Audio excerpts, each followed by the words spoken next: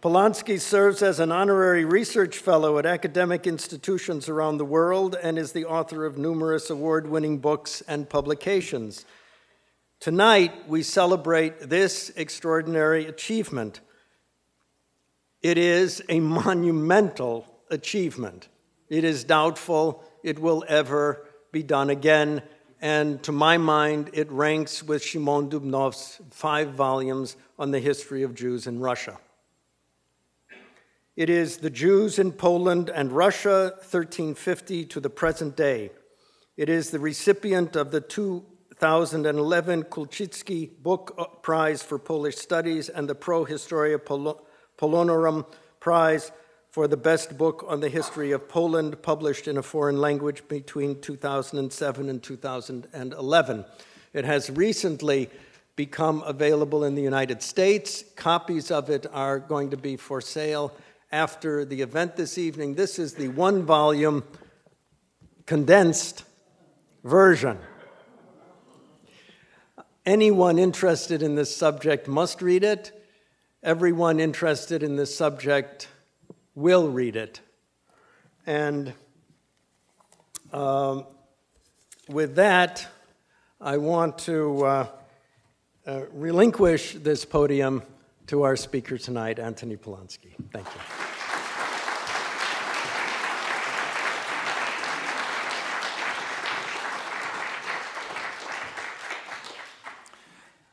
Well, thank you very much, Jonathan, for these very kind and mostly undeserved words. I should say that I could never have written this history without the assistance, above all, of the YIVO Encyclopedia of the Jews of Eastern Europe, which is a standard work on the subject and which YIVO has made available online for everybody who wants to have access to it. Let me start by 2 quotations. The first is from the Hebrew poet Yehuda Amichai. He wrote, "The Jews are not a historical nation. They are not even an archaeological nation. The Jews are a geological nation, with fissures and breaks and layers of burning lava. One has to measure their history with another measure." And the second comes from the Polish Jewish writer Julian Strykowski. In a speech in 1989, he wrote, "And I went back to my childhood years, to the days that had perished under the waters of forgetfulness.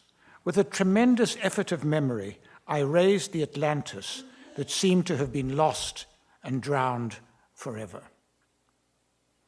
These illustrate in some ways what I was trying to do in the book. Ralph Waldo Emerson has said that all history is autobiography. Let me start by explaining how I came to write a 3-volume history of the Jews in Poland and Russia. I first went to Poland in 1965 as a British Council exchange student to undertake research for my doctorate at the University of Oxford on the conflict between Józef Pilsudski and the Polish Parliament between 1926 and 1930. What brought me there? I did not come from a Polish-speaking background. My mother's family were Russified Jews from Lithuania, and my father's Yiddish speakers from near Grodno. They both emigrated to South Africa at the end of the 19th century. I grew up in very comfortable conditions in post-war South Africa. I soon became aware of the deep racial divisions in that society and came to feel considerable guilt at my parents' lifestyle, dependent as it was on African servants, whom they, as representatives of the liberal section of the English-speaking minority, friends of Helen Suzman, supporters of the Progressive Party, treated with, as they thought, great benevolence, and in my eyes, with extreme paternalism. In the late 1950s, when I attended the University of the Witwatersrand in Johannesburg, the main political division was between the liberals and the Marxist-Leninists. Those like myself, who adhered to the latter group, did so in rejection of the paternalism with which we identified with our parents.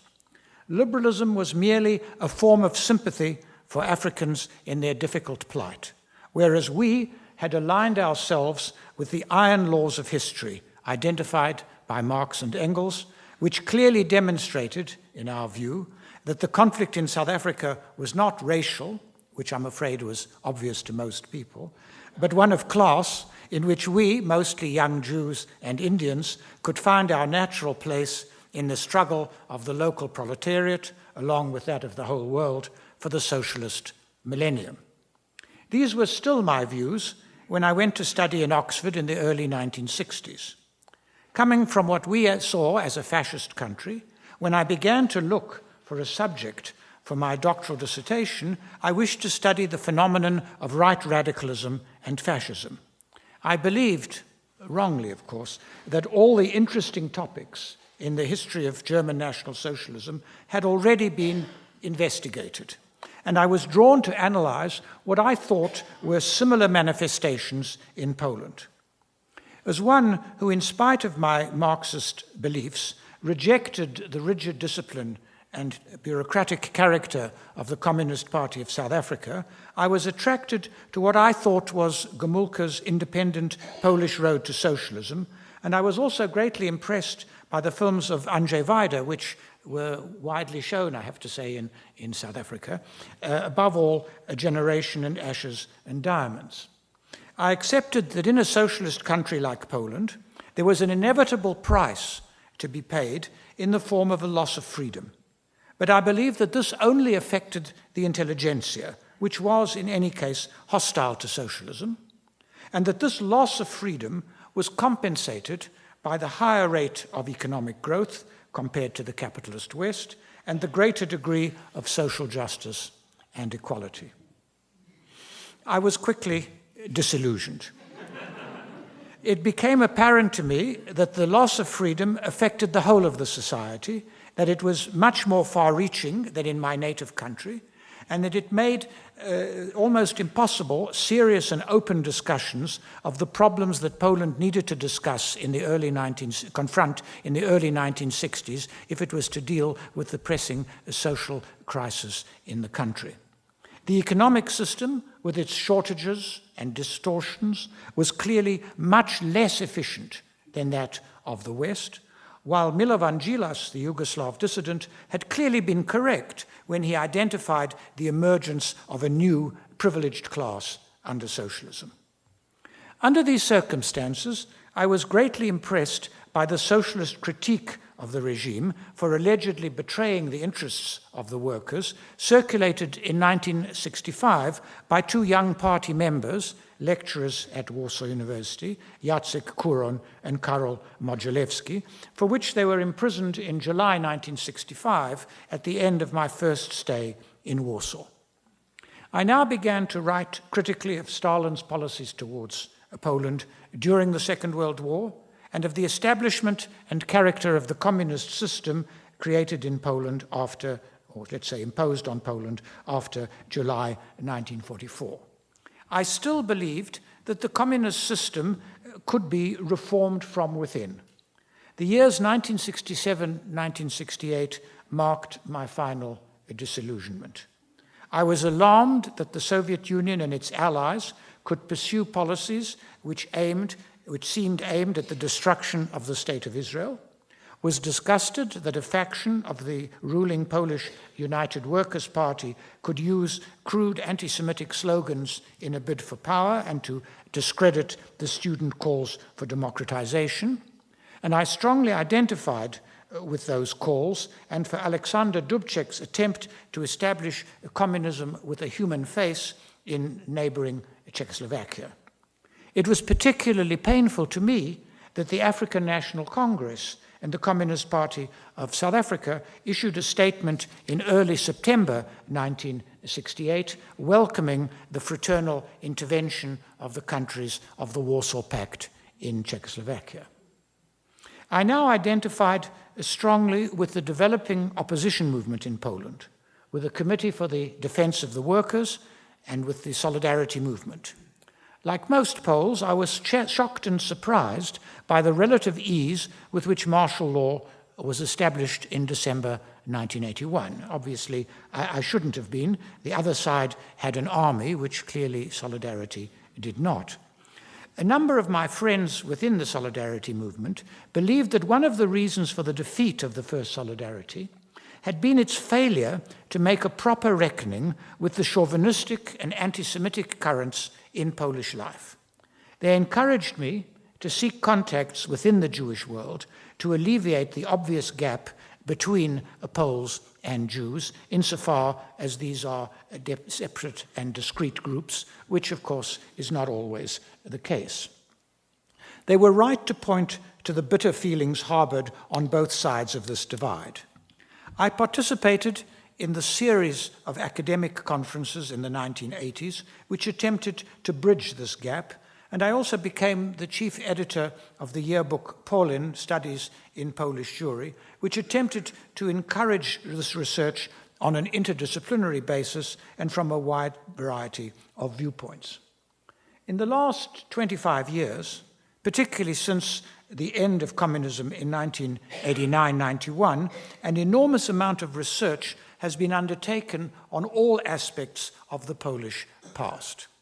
Historical study seems to oscillate between detailed investigation and attempts at providing a synthesis of existing knowledge. I became convinced that what was necessary was a synthesis of the new research which had been undertaken and which should be written by a single author rather than in the form of an encyclopedia. Rashly, I decided to undertake this task myself.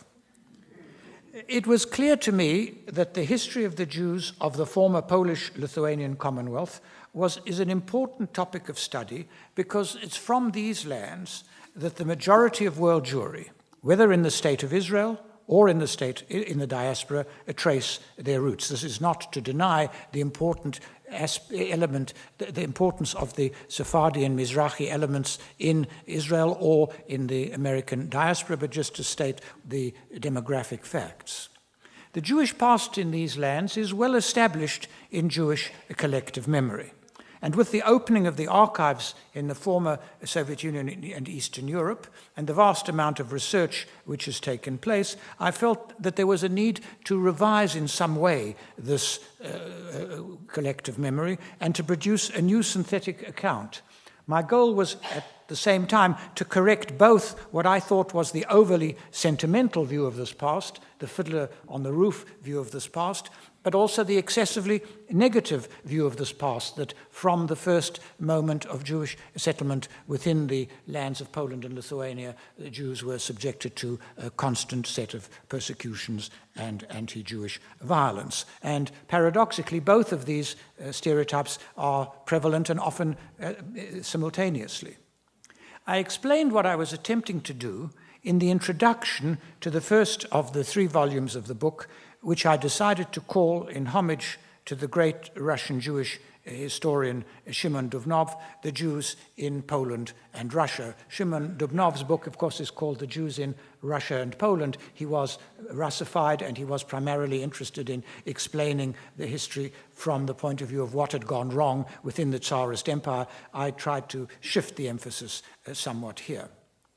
Chaim Nachman Bialik, the Hebrew poet, in a letter written in early January 1906 to the Yiddish writer Sholem Aleichem, who was then in Switzerland having fled the pogrom in Kiev, observed, "No country is better for the Jews than Russia." He was entitled to think so. In the 130 years prior to his letter, Hasidism had developed within the Tsarist Empire as a major religious revival.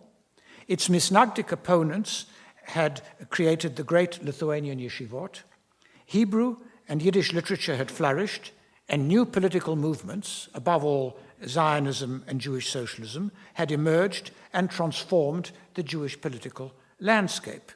However, within a decade, the Bolshevik Revolution took place, and Stalin's subsequent seizure of power in the late 1920s destroyed the basis of organized Jewish life in Russia and its empire until the collapse of the Soviet Union.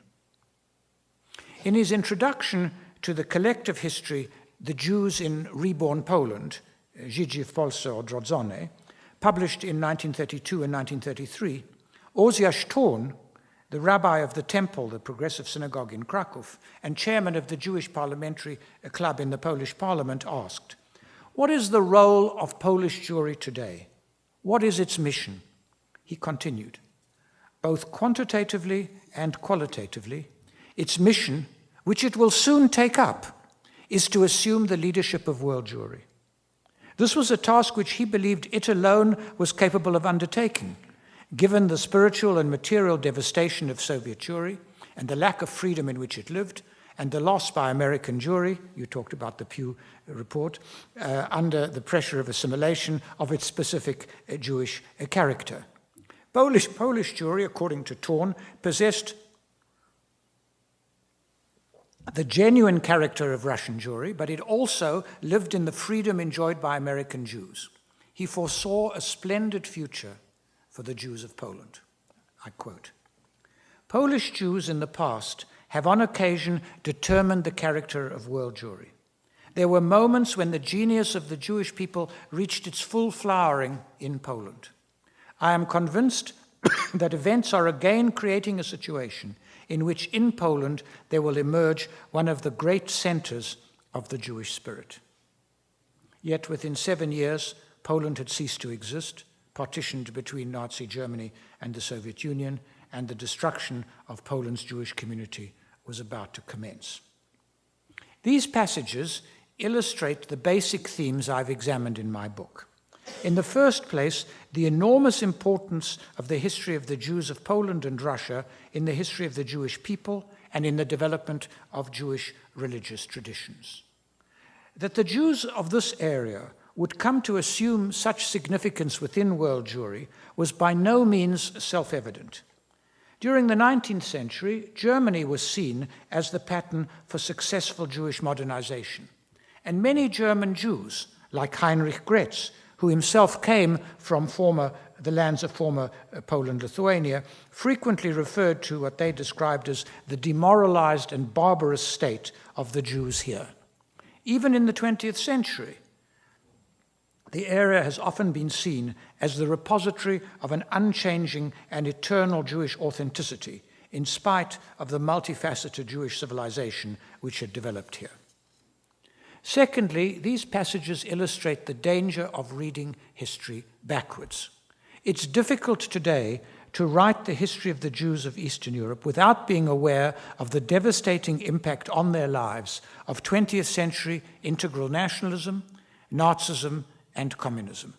Yet Bialik, writing at the time of the pogroms which accompanied the 1905 revolution in Russia, and on the eve of the cataclysm of the First World War and the Bolshevik Revolution, could still envisage a future of enormous promise for his community. So too did Torn, in the face of rising Polish nationalism and the threat of Hitler's coming to power in Germany. Bialik and Torn thought of Polish and Russian Jews as separate entities. And certainly this was one of the consequences of the developments of the 19th and early 20th centuries. Yet in the middle of the 18th century, there was a strong sense of the common character of all of the Jews who lived in the Polish-Lithuanian Commonwealth.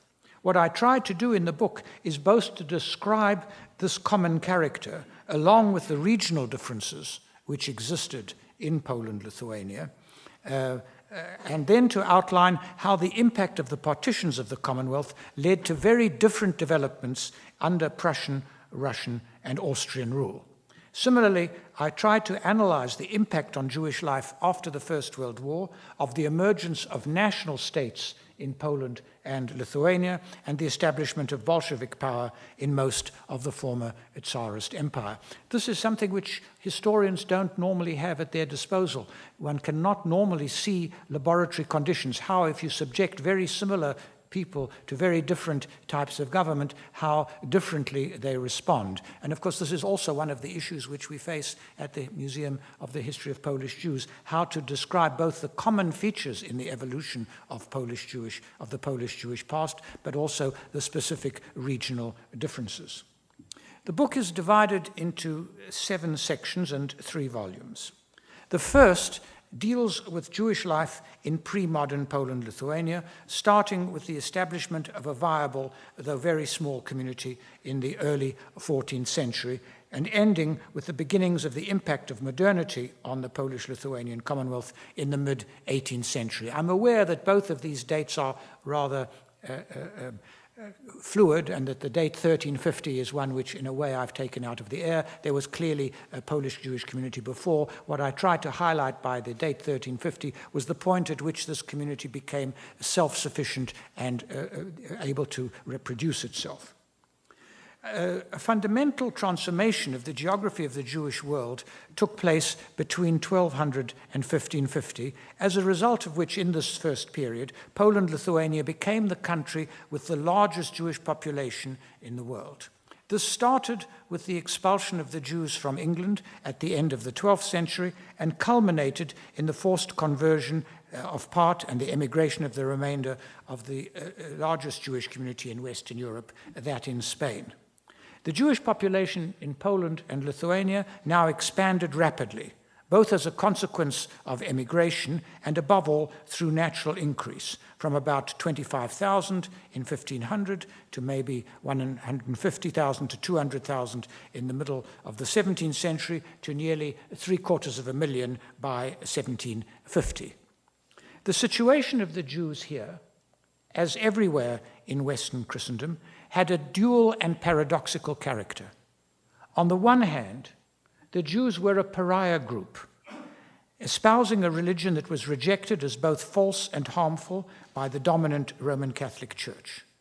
The supersessionist claims of Christianity had been set out by St. Paul, and the essence of the position of the Church was formulated by St. Augustine in the 5th century. It held that the Jews were to be tolerated in an inferior position in order to demonstrate the truths of Christianity. At the same time, the Jews also enjoyed wide communal autonomy, both at the local and at the national level. And in some ways, their situation resembled that of the self-governing estates, the nobility, the burghers, and the church, into which Poland and Lithuania, like all the states of Western Christendom, were divided. They had been invited into Poland by the Polish kings to perform certain necessary functions, like minting, banking, and foreign trade. From the mid-16th century, with the increasing political and social dominance of the nobility, the Szlachta, which owed its prosperity to the trade in grain down the Vistula and other rivers to the Baltic, Jews came to settle in the small towns which the nobles established. A marriage of convenience developed between the Jews and their noble protectors, for whom they worked as traders, estate administrators, and artisans. The second section of the book begins in the middle of the 18th century, when, under the influence of the philosophy of the Enlightenment, many rulers now began to initiate attempts, which were carried still further by their constitutional successors in the 19th century, to transform the Jews from members of a religious and cultural community into useful subjects, or, where a civil society had been established, into citizens. This process was most successful in Western Europe and only relatively successful in Central Europe. In the lands of the Polish-Lithuanian Commonwealth, it was a difficult process and it was very protracted. It led ultimately to the granting of full legal equality to the Jews in the Kingdom of Poland, a small statelet established in 1815 and in dynastic union with the Tsarist Empire in the year 1862, in Prussian Poland in 1869 and 70, and to those in Galicia in 1868. In the Tsarist Empire, a double policy was pursued: to transform the Jews into useful subjects and also to prevent them having a harmful impact on the surrounding population. And here, full equality for the Jews was not introduced before the Revolution of February 1917. As a result, only in Prussian Poland were the Jews successfully integrated into the society. But here, because their rights had been granted by the Prussian government, they became Germans rather than Poles of the Jewish faith, something which created increasing problems as the national conflict between the Polish majority and the German minority in this area of Poland became increasingly acute. In Galicia and in the Kingdom of Poland, only a small majority of Jews adopted the Polish language and culture, while in the Tsarist Empire, the percentage of Russified Jews was even smaller. A new period began with the pogrom wave of 1881 in the Tsarist Empire, which, though on a much smaller scale than those of 1903 to 6 and 1917 to 21, was a great shock to the Jewish community there. More important, the Tsarist government interpreted the pogrom wave as the result of Jewish oppression of the recently freed peasantry. In fact, it was the conditions of that emancipation which caused the crisis in the countryside. A few Jews, like the sugar magnates, the Brodskys, made fortune producing sugar, or the Efrusis, who became wealthy exporting grain, had indeed become rich as a result of this transformation. But the majority of the Jews were in fact impoverished by the commercialization of agriculture and the loss of their traditional position of intermediaries between landlords and serfs. As a consequence of the pogrom wave, the Tsarist government now, for the most part, abandoned any attempt to transform the Jews into useful subjects and concentrated on limiting what they saw as the harmful impact of Jewish activity on the situation of the peasantry. And this further worsened the economic situation of the Jews and led to massive immigration. By 1914, nearly 2 million Jews had emigrated from the Tsarist Empire, primarily to the United States. In addition, the abandonment by the Tsarist government of its attempt at limited forced integration created a major crisis for the previously dominated integrationist leadership of Russian and Polish Jewry.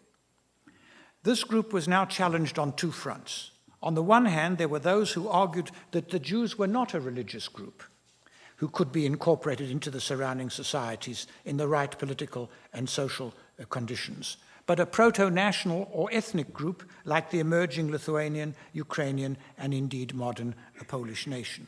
They should seek a national homeland, either in the historic heartland of the Jews in the Middle East or elsewhere, or alternatively, they should seek a non-territorial form of national autonomy in the Tsarist and Habsburg empires, as was advocated by Shimon Dubnov. On the other hand, the Jews also now began to support the burgeoning socialist movements. They did so for a number of reasons. Socialism seemed to be in harmony with Jewish messianic aspirations.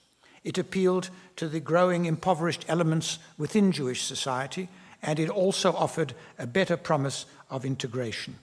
In the view of the socialists, anti-Semitism was incited by the capitalists to preserve their rule. Once capitalism had been abolished, or at least substantially reformed, the barriers to Jewish integration would fall. These new movements spread from the Pale of Settlement to the Kingdom of Poland and to Galicia, and even to Prussian Poland. This new Jewish politics, the politics of nationhood, of peoplehood, and of socialism, stimulated a huge outpouring of energy within the Jewish world.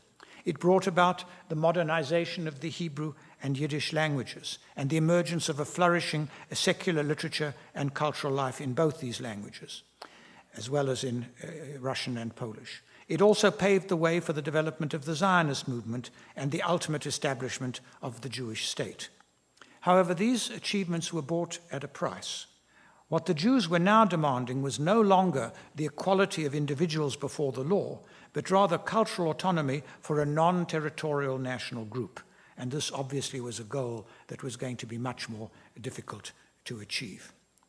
The last 4 sections of the book deal with the history of Jews in Eastern Europe since 1914.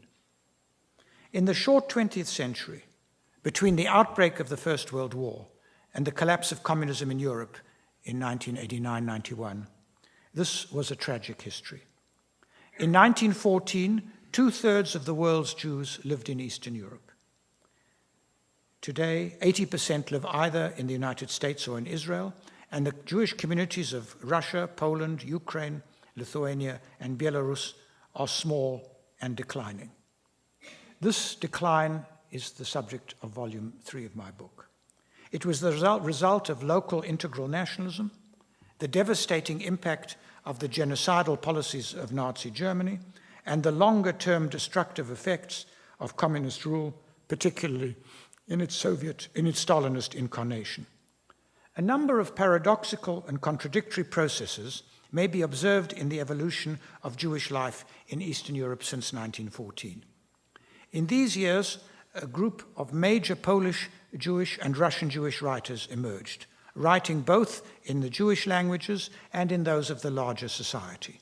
Polish literature in the 20th century cannot be understood without taking into account the works of such writers as Bolesław Leszmian, Julian Tuwim, Antony Slonimsky, Bruno Schulz, Andrzej Watt. Of the four Russian language writers who have received the Nobel Prize for Literature, two, Boris Pasternak and Joseph Brodsky, were of Jewish origin. One could spend a whole lecture discussing how Jewish or how non-Jewish they were, but I'll resist that temptation. While Osip Mandelstam and Isaac Babel, although their lives were tragically cut short, were also writers of world stature. The Polish Jewish and Russian Jewish symbiosis, which in my view is comparable to similar phenomena in the German-speaking lands and in the United States, was, however, limited by the failure of integration. The hope that the newly independent states of Poland and Lithuania would prove democratic and pluralistic and would find an appropriate place for their Jewish minorities was dashed. By the 1930s, both states had become increasingly authoritarian, while the attraction of fascist ideas and of radical solutions to the, in quotation marks, Jewish problem grew, particularly among young zealots. By the outbreak of the war, the situation of the Jews in both countries had become desperate. In the Soviet Union, the optimism created by the revolution had by the late 1930s largely evaporated. Little was left of the system of Jewish autonomy created after 1921, based on a Sovietized version of the Yiddish language by the so-called Jewish sections of the party. Stalin's growing emphasis on the importance of the Russian people and of Russian nationalism in his regime also made increasingly perilous the situation of those Jews in the Soviet political apparatus and of the much larger group who had become Russified since 1917. This brings me to the Holocaust, to which I devoted a whole section, and I have no time to examine here in detail the tragic destruction of the large majority of the Jews of the region.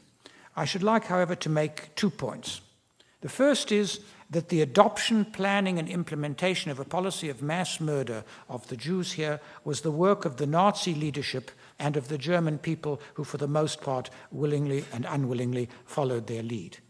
At the same time, the Nazis gave considerable incentives, both political and material, to those who participated in this genocide, and brutally punished those, sometimes by death, who attempted to assist their Jewish neighbors. I've attempted in my treatment of this complicated and difficult issue to compare the responses of the different national groups in the area to the anti-Jewish genocide, the Poles, the Lithuanians, the Ukrainians, and the Belarusians. I believe that a comparative approach is the most helpful way to go forward. The second point that I would like to make, or the third point I'd like to make here, is that these groups, unlike the Jews, for the most part saw themselves as fighting two occupying forces during the Second World War, the Nazis and the Soviets. For the Jews, in spite of the reservations of many Jews at Soviet policy, most Jews were not Bolsheviks and most Bolsheviks were not Jews. We had a conference on this topic at YIVO. The fact is that the Soviets did give the opportunity to Jews to survive in a way that the Nazis did not, and that therefore for the Jews there was little alternative but to support the Soviets in their war effort. The end of the Second World War saw the whole area under Soviet control. Lithuania was now again annexed by the Soviet Union, and in Poland a communist regime was established, which at least until 1956, the dominant position was held by the security apparatus, effectively under the control of the Soviet Union. Stalin, during the Second World War, had allowed considerable leeway to the Jewish Anti-Fascist Committee, which had gone significantly beyond the earlier form of Jewish autonomy in stressing its links with world Jewry. One of its leaders, Itzik Pfeffer, who was also at this time informing the NKVD about the activities of the other members of the committee, in his poem Ich bin a Yid, I am a Jew, gave a history of Jewish persecution and achievements from the pharaohs to the present, listing key Jewish figures, including Bar Kokhba, Samson, Rabbi Akiva, Isaiah, Solomon, Heine, Yehuda Halevi, Spinoza, Marx, Levitan, and Mendele. He expressed his solidarity with the Jews all over the world. And this is how the poem concluded. From Haifa harbor answering, from London comes the response to me. From Buenos Aires and New York come songs from Jews who fight and work. And even from the Berlin hell comes a shuddering I know well. In them all one word runs through, I am a Jew. In the post-war situation, Stalin was convinced that in a war with the United States, Jews would prove disloyal, and his suspicion of them was increased by the establishment of the State of Israel. Although he had originally supported this, partly to undermine British influence in the Middle East, he was now increasingly alarmed by the support among Soviet Jews and by the pro-Western political orientation which they seemed to be embarking upon.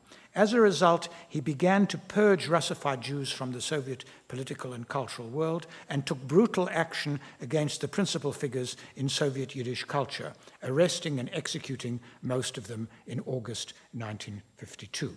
His successors abandoned the most brutal aspects of his anti-Jewish policies, but Jews now felt themselves to be clearly second-class citizens, and they were particularly offended by the brutal Soviet propaganda which accompanied the Six-Day War, many of them now identified either with the growing dissident movement or sought to emigrate from the Soviet Union. The history of the Jews in Poland since 1944 was obviously deeply affected by these developments in the Soviet Union. And there are a number of themes here. The first is the failure to establish a significant Jewish community because of the waves of Jewish emigration caused partly by the persistence of anti-Semitism and partly by the dissatisfaction of Jews with life under communism.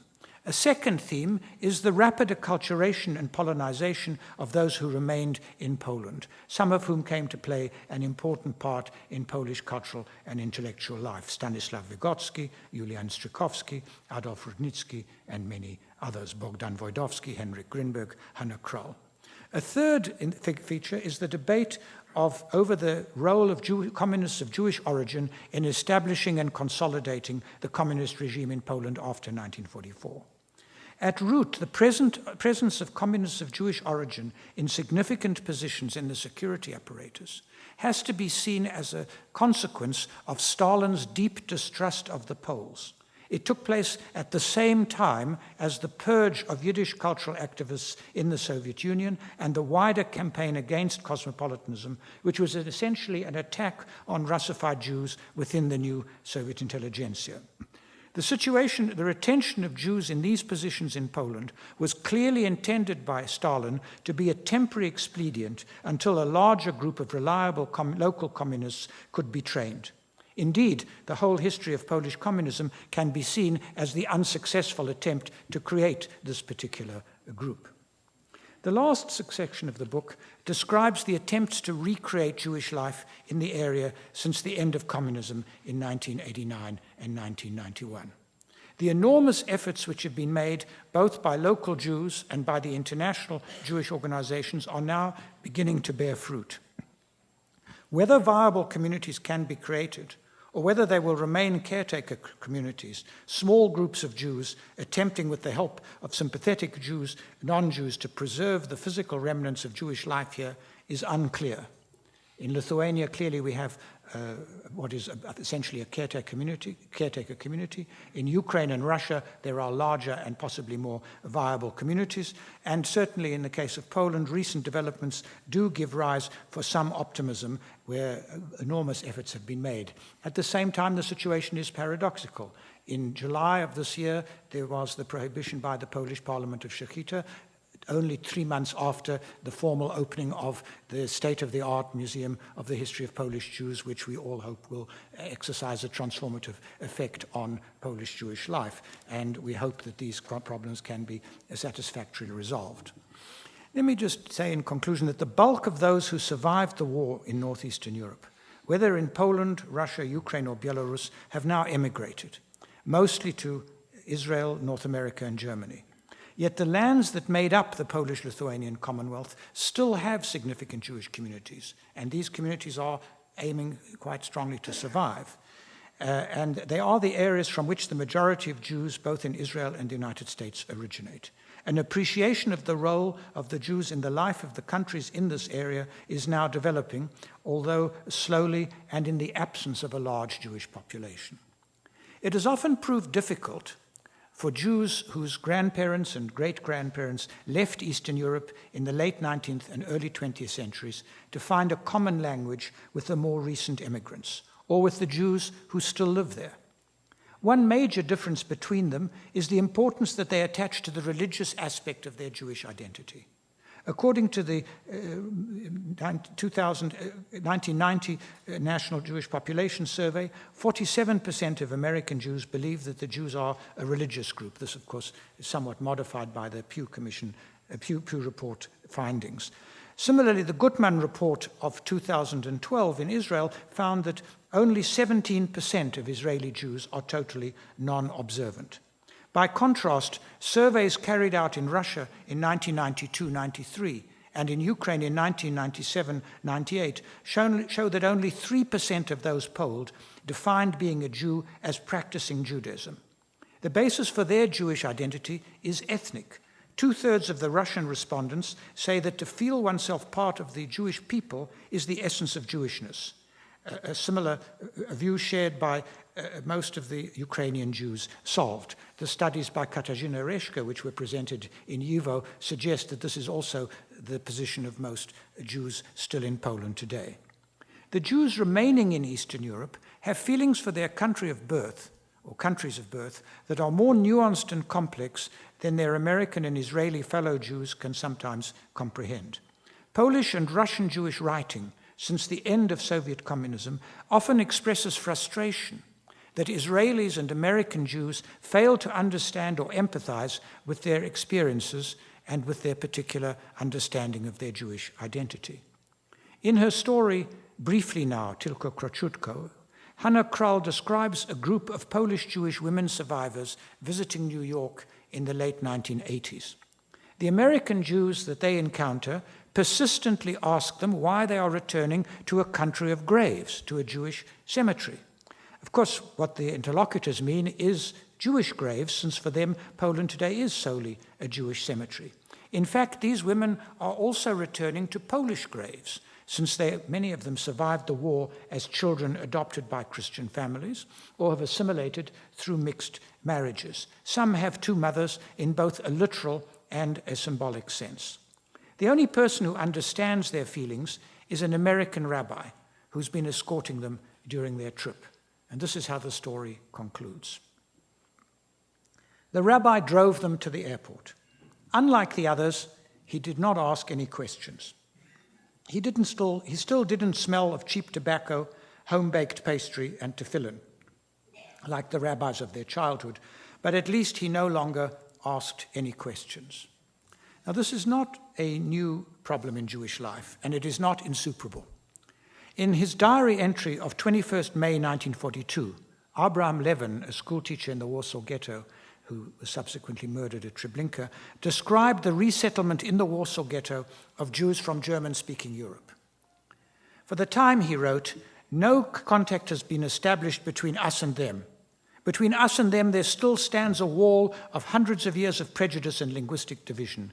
Yet we are like two brothers, one of whom fate has dispatched to some far-off place, to America, while the second remains in his Polish or Lithuanian shtetl.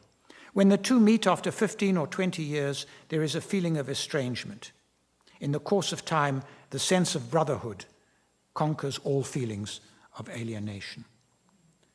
The complex story of the Jews of Poland, Lithuania, Ukraine, Belarus, and Russia, and of their contribution to Jewish life and to the culture of the larger world around them needs to be better known and better understood in the diaspora, in Israel, and in the countries of Eastern Europe. And this is, of course, one of the goals of the museum. The Nazi attempt to annihilate the Jews and Stalin's efforts to eradicate their culture ultimately failed. There are still Jews in Eastern Europe, and the rich culture that the Jews have created there remains a source of admiration and inspiration to both Jews and non-Jews. And it's my hope that my 3 volumes and also the 1-volume abridgment will contribute to the preservation and informed appreciation of the history and accomplishment of the Jews of this region. The Polish philosopher Leszek Kolakowski has written, "We study history not in order to know how to behave or how to succeed, but to know who we are." I should like to conclude with 2 quotations which I used as epigraphs for Volume 3.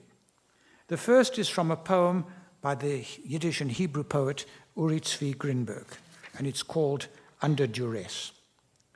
"We were forced to hate what we loved.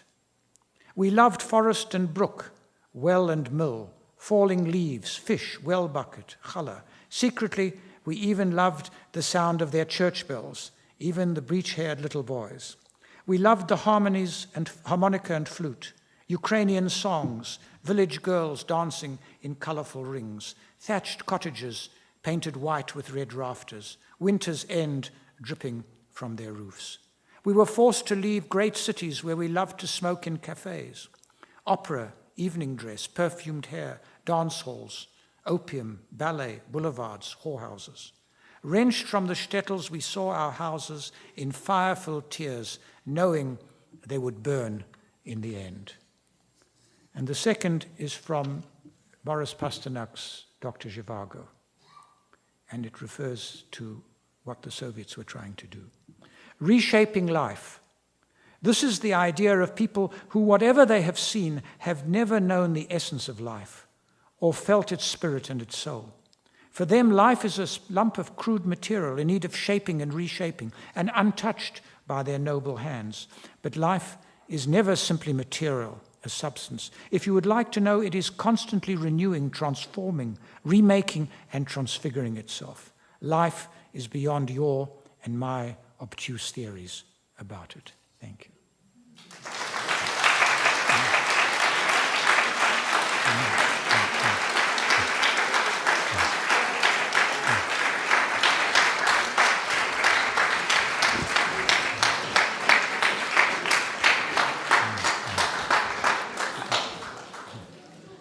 Okay, so now we're going to have some time for questions. So anyone who'd like to ask Dr. Polonsky some questions, we'll begin right over here with this woman.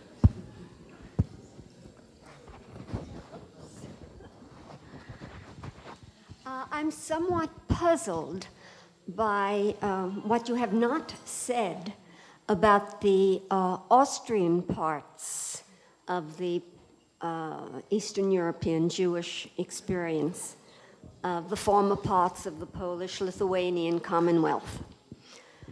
Because after all, under Joseph II, there was the first Edict of Toleration, which applied as well to the Jews. And in the second half of the 19th century, under Franz Joseph, it was well known by historians as well as the Jews who lived in those parts that they enjoyed a greater degree of toleration, freedom than Jews in other parts of the former Polish-Lithuanian Confederation. So if you can comment on that, please. Yes, I have to apologize. I tried to, in 45 minutes, describe a very large subject. I probably included too much material anyway. Obviously, I think that the Galician case is very important. One of the themes of the book is the way in which the experience, as also in the history of Poland, the experience of foreign rule of a different type had very different results in the different areas of Poland. I do devote 2 chapters to Galicia, one in the section between 1750 and 1881, and one in the period from 1881 to 1914. Certainly, the integrative process in Galicia went much more smoothly than it went in Russia, but it was complicated by 2 factors. It was complicated firstly by the fact that Galicia itself was a province in which, in the eastern part, east of the San River, the majority of the population were Ukrainian. Originally they were called Ruthenians, and the majority of Jews lived in this area. Since the Jews received their equal rights from the Polish autonomous government, which was established in the 1860s, the Jewish integrationists initially identified with Polish rule, but since Polish rule was coming under increasing challenge in the eastern part of the province, this caused increasing difficulty and is one of the reasons why Zionism was particularly strong in Galicia, and particularly in East Galicia.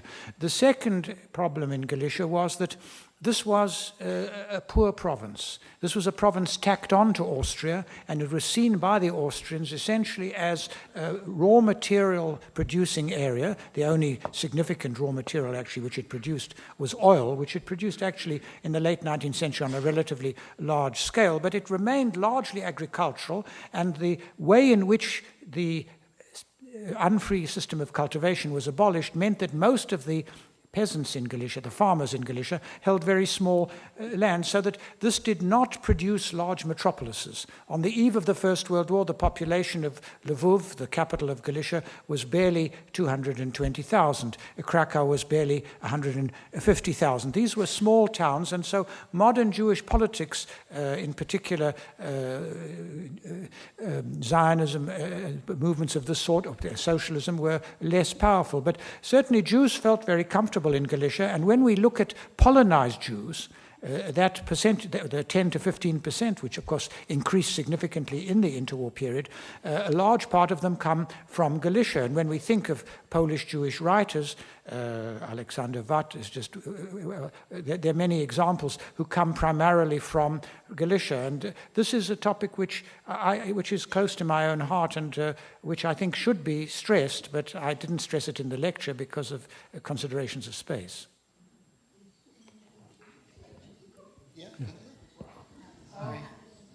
Thank you. You mentioned very briefly how in modern times Lithuania is the most, as you called, caretaker of those four districts: Lithuania, Poland, Belarus, and Ukraine. In other words, the least Jewish presence now. You didn't really explain what you attributed that to, and I've always seen that the population out of those four seem to be the most anti-Semitic or the most hateful. Does that have anything to do with it? Let me explain what I had in mind here. What I was talking about is the nature of the Jewish communities in these areas, and the problem for all of these areas is, will these communities develop to be self-sustaining, capable of reproducing themselves and organizing a proper form of Jewish life, or will they merely become caretakers of very important Jewish monuments? Because in all of these countries, if you think of the history of Hasidism, all of the great Hasidic rebbes in the first period of the development of Hasidism come from Ukraine.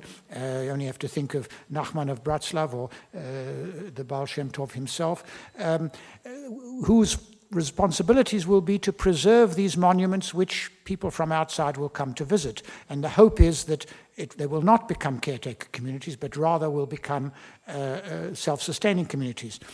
When I said that this will be done in cooperation with sympathetic non-Jews, obviously anti-Semitism is a problem everywhere in this region, given its history. On the other hand, there are very serious efforts being undertaken everywhere, in Poland, Lithuania, Belarus, somewhat less, but in Ukraine as well, to deal with anti-Semitism. And there are unquestionably a significant number of people, non-Jews, who are sympathetic to their obligation to preserve these monuments. So that's what I was referring to. I wasn't referring to the strength of anti-Semitism. That's a different topic, and again, that's a very large topic.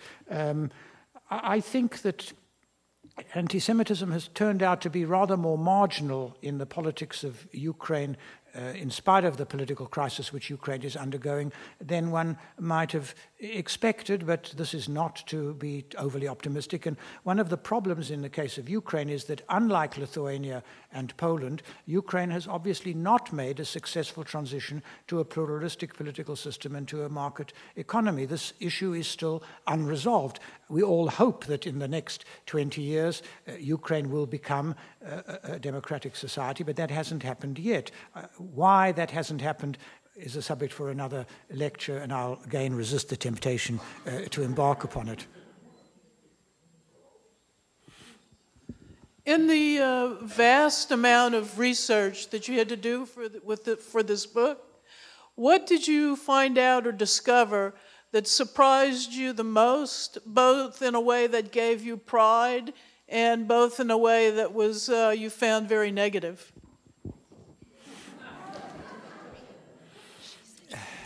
You know, when I grew up, when I was in South Africa, and I was, as I described, when I was interviewed by the secret police, one of them said to me, "How can you identify with these communist movements? You should be proud to be a Jew." Now, this struck me as a very strange remark, and what I would like to... I think that one doesn't study history above all to get good feelings from it. One studies history above all to try and understand where we came from and to try and put oneself in the position of people in the past. But if you ask me, what is this record which the Jews have produced in Eastern Europe? Is it something that we can draw comfort from? And my answer is yes. I think that Jews tried very hard to integrate. The integration process didn't succeed. But when it didn't succeed, there were various other constructive responses. And I'm above all, if you ask, what in this history do I find which is beyond, to use Salo Baron's term, which he attacked, of course, but what is in this apart from the lachrymose theory of Jewish history? It's what we produced in religious terms, although I'm not myself that religious, but also in literary terms and in artistic terms. The Jewish artistic, literary, and religious achievements in this area are remarkable. Remarkable for a small people, stateless people, in very difficult conditions, who nevertheless very often thought of more than how are we going to eat bread tomorrow or how are we going to survive the difficult conditions in which we think, but why are we here, what are we doing, and what do we stand for? What do we mean? And I think that is what we are really about.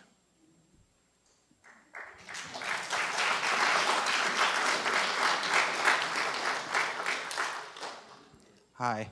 Thanks so much for the wonderful talk. Quick question. What was the impact, if any, that Spinoza's writing had on this community?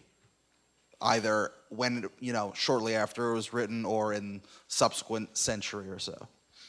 This is a very interesting question. Spinoza, of course, is the first Jew for maybe 1,000 years who really influenced the non-Jewish world. So obviously, he also made a big impact in Eastern Europe. During the period when rabbinic normative Judaism dominated, Polish Jewry was by and large rather hostile to philosophical speculation. This was true even of the great sages of the 16th and 17th centuries like Moshe Isserles. And this is understandable because it was felt, I think, at that time that the catastrophe of Spanish Jewry had at one level been the result, I mean, I don't think this is correct, but this is how they interpreted it, of too much philosophical speculation. But in the 19th century, the maskilim, the reformers in Jewish life, looked to Spinoza as somebody who was interested in explaining the existence of the Jews and the evolution of Jewish history in non-religious terms, and somebody who could also provide a way for modernizing Jewish life on the grounds that this was a religion which had evolved. Spinoza is at some level a pantheist or panentheist, Whether this influenced the panentheism of some, that is, the idea that God is in everything, of the Hasidim is very doubtful. I think that the people like the Maggid of Mezrich, they didn't read Spinoza. But people like Dubnov and the Russian Jewish writers of the 19th century, or the Maskilim of in Poland in the middle of the 19th century, to them Spinoza was an example of a modern Jew. And of course, as was also the case in Germany, there was a certain idealization in the 19th century within the Jewish world of the Spanish Jewish experience, that this was the convivencia, this was a period of religious toleration, of harmonious coexistence between the three monotheistic faiths. The more that one looks at it, the less true this appears to be, but nevertheless, there were a few periods in which there was some real coexistence, and obviously we would all love to see such a coexistence develop in the future. Indeed, the peace of the world probably depends on it, but I wouldn't put too much money on it.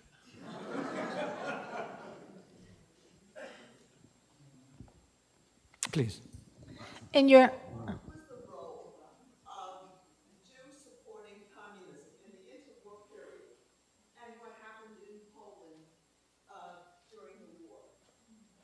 Well, I think what you have to remember here is that most Jews were not communists and most communists were not Jews. It's, to me, perfectly understandable why a minority within the Jewish community should have been attracted to Marxism-Leninism. I was myself. It was a way out of an intolerable situation. But the problem was, whether in the Soviet Union or later in Poland, this involved not like the identification of the principles of the French Revolution, which did lead to some abuses. After all, the king and queen were executed, but the amount of terror was relatively limited, but led to the establishment of a system which was, I would have to say, criminal, and which led to terrible oppression. And so the problem is, how does one explain this? The interwar period in the Second World War is a period of political extremes, and people were attracted to all forms of political extremes. Why were so many Poles attracted by fascism?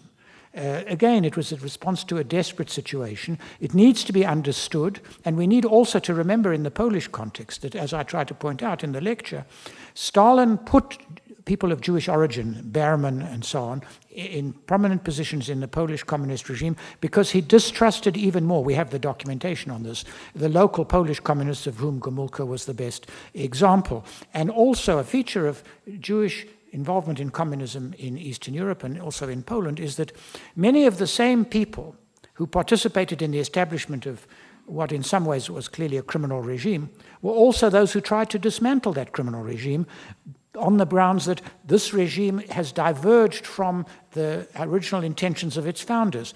I just remind you of Adam Wajcik's poem, a poemat dla dorosłych, a poem for adults. This is a poem written in 1955. Wajcik, of course, had written poems for Stalin's birthday and many other communist poems. In 1955, he said, "They told us that if you cut your finger, it won't bleed. They told us you can drink seawater and it will taste like lemonade. We cut our finger, it hurt. We drank the seawater, it was still salty. We became disillusioned." This was one of the crucial poems which led to the Polish October of 1956. So we're talking about a complicated story here, and one which, the besetting sin of East European historiography, not only Jewish historiography in Eastern Europe, is apologetics. That is, trying to make things look better than they were. The 20th century was not a good period. We have to accept that. We have to start by accepting a lot of terrible things happened, and some of them were done by Jews. I mean, Jews are no better than anybody else. And I think we need also to understand and explain them. And one of them is the Jewish involvement with communism, which I think is a valid historical subject which one should investigate, and which is being investigated. It should not be investigated or used as an example for apologetics. The Poles behaved badly towards Jews because Jews were all communists. That's not acceptable. My very good friend is Emanuel Berman. Yes. His father is Adolf Berman. Yes. And his uncle is Jacob Berman. Yes, yes. And he refers to them as the good Berman and the bad Berman. The good Yes. Berman was very important in the Warsaw Ghetto, and the bad Berman essentially ran the Polish equivalent of the Stasi. Yes. They were both communists, Or Poland-Lithuania left or something, yes. Right, well, yes. you know, okay. Right, and just as a kind of a plug, his mother, Basia Berman, has written a memoir of the Warsaw Ghetto called Ir B'toch Ir, A City Within a City, which has been co-published by YIVO. Yes, no, I've read, look, the Berman family about which Marcy Shaw has written is a fascinating family. And as you say, Jakob Berman was the communist, whereas his brother was a key figure in Jewish rescue, and later key figure in Israeli politics, then in the Israeli Communist Party, but on the sort of more liberal wing of the Israeli Communist Party. This is a leftist tradition in Jewish life, the idea that our freedom is dependent on the larger freedom of society. Socialism didn't work in the 20th century, but we only have to look at the United States today to see what a misfortune this has been. Okay. We only have time for 2 more questions, so... Given the breadth and depth of your knowledge of Jewish history, is there any place in the world today that you've traveled that seems to sort of have not reinvented, but still feels the way those books tell you that it should feel? I couldn't hear too well. So is there any place in the world that you've traveled that feels like a Jewish city in Poland or a shtetl, I don't know where? Well, I think that obviously the size of the Jewish community in Poland is very small. The number of people who actually, in the census, said that they were Jewish is less than 3,000. But what is surprising, and indeed this is one of the things that's difficult to explain, is that Jewish remains are to be found everywhere, not only in Poland, but also in Lithuania, Belarus, Ukraine. The reason is that the Nazis weren't there long enough to destroy all of these places. But just give you 2 examples. Many people, I'm sure, in this hall have been in Krakow. What is unique about Kazimierz, the Jewish part of Krakow traditionally, is not only do you have a complex of synagogues ranging from the 14th to the 19th century, which is similar to what you have, for instance, in Prague in the Judenviertel, but also you have preserved the domestic architecture from the 16th to the 18th century, which was never redeveloped for the most part. So you have a perfectly preserved Jewish town. Of course, the development which has taken place there has some kitschy elements, but you know, I saw Kazimierz in the early 1960s when it was just a slum and full of drunks. So you know, whatever's there now, in my view, is enormously better. But there you do see something. But similarly, if you go to Tykocin, which is near Białystok, you have a perfectly preserved, what we would call shtetl, that is a Polish noble town where Jews live in the center, where you have a Jewish synagogue and the Jewish communal buildings, the Beis Medrash and the Kahal building, and the houses in which Jews lived around the center. The non-Jews lived on the outskirts of these noble towns. They were often or usually clients, employees, or servants of the Jews. And you can see exactly what such a town looked like. There's also, of course, one of the things that the museum has done, one of the central displays in the museum, is a reconstruction of one of the many wooden synagogues. Now, unfortunately, none of these very beautiful wooden synagogues, mostly they date from the 18th century, still exist in Poland. Poles always say there are none of these synagogues left, but there are a couple, not very beautiful ones, but still there are actually wooden synagogues still standing in Lithuania. But in Poland there are none, but one of them, the one from Gwoździec, has been reconstructed in a half-size replica, and it will be one of the central displays in the museum. So a lot of the fabric of Jewish life is still to be seen. Of course, there are gaps in the fabric, and one needs to reconstruct them. There's a book written by Engelking and Liotchak, which has been translated into English. It's called The Guidebook to a City Which No Longer Exists. It's a description of the Warsaw Ghetto. You can take this book and walk around the streets. Now, there is now a project in Warsaw to mark the borders of the ghetto. It hasn't been completed, but most of the ghetto was totally destroyed and rebuilt.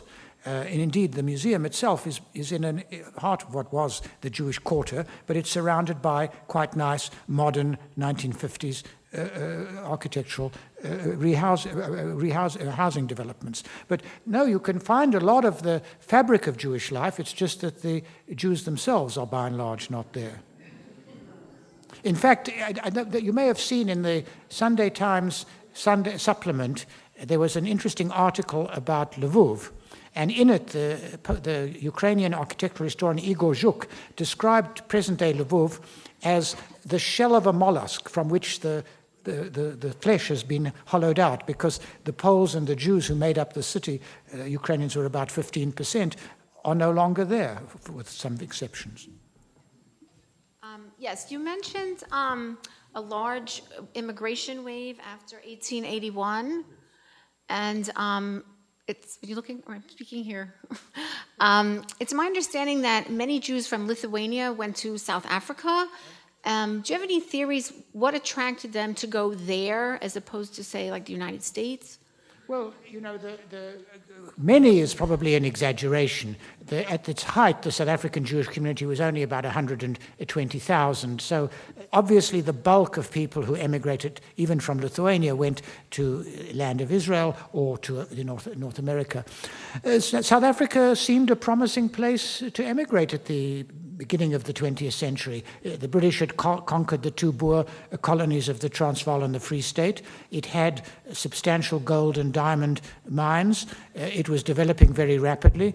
Nobody then cared much about racial prejudice. On the contrary, the existence of this non-white subclass made it much easier for everybody else. And indeed, one of the results of emigrating to South Africa for Jews was that they were much more rapidly, upwardly socially mobile than they were, for instance, in North America. My father, for instance, whose father was a typical Jewish immigrant, a peddler in hides and skins, was able to get to university and ended up as an orthopedic surgeon, which would have been more difficult probably in the United States. But that's why people went. People went because, well, somebody went out there and wrote back, it's okay here.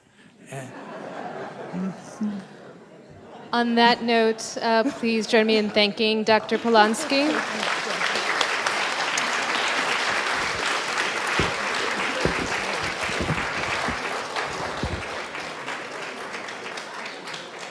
Thank you, everybody, so much for coming. Good night.